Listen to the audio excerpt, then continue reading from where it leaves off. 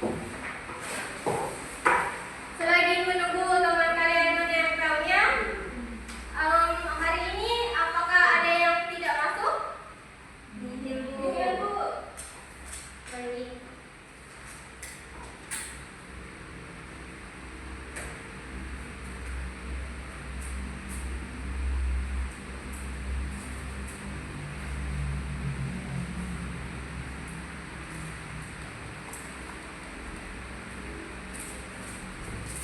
Selagi menunggu teman-teman kalian menempelnya, dari pembelajaran kita hari ini yaitu cerita rakyat. Untuk tujuannya yaitu untuk kita mampu mengetahui atau mengevaluasi dan mengkreasikan apa itu unsur-unsur cerita rakyat, nilai-nilai apa saja yang ada di cerita rakyat, dan apa itu ciri-ciri cerita rakyat.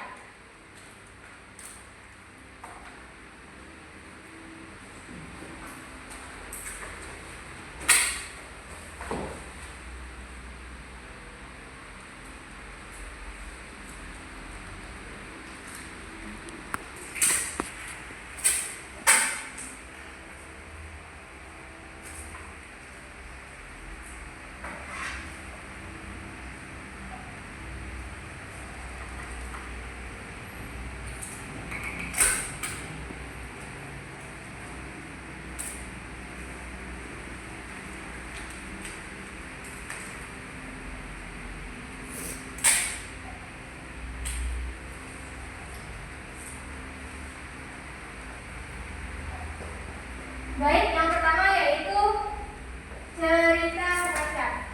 Cerita rakyat itu sendiri yaitu cerita yang diturunkan secara turun-temurun dan tidak berbentuk teks, tapi dia berbentuk lisan. Yang pertama yaitu jenis-jenis cerita rakyat. Cerita rakyat ini yang pertama ada jenisnya mitos. Mitos itu adalah cerita yang bukan kenyataan. Misalnya seperti yang tentang roh atau dewa-dewa. Selanjutnya legenda. Legenda itu misalnya legenda yang di sekitar kita yaitu si Pahit Ida, yaitu menjelaskan legenda-legenda yang berasalnya dari suatu daerah. Kalau dongeng ini seperti fabel yang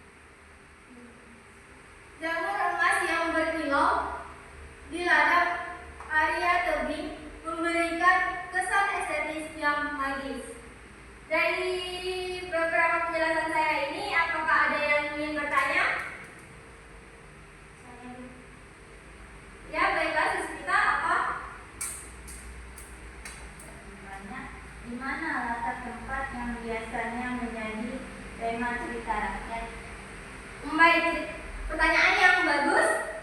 Latar tempat yang sering terjadi di cerita rakyat yaitu istana, sentris, atau pedesaan. Nah, kalau kalian sudah bertanya, sekarang giliran saya yang akan bertanya ya. Dari penjelasan keseluruhan saya ini, saya ingin bertanya kepada kalian yaitu cerita apa saja yang berkaitan dengan roh atau dewa. Ada yang tahu? Ada Bu?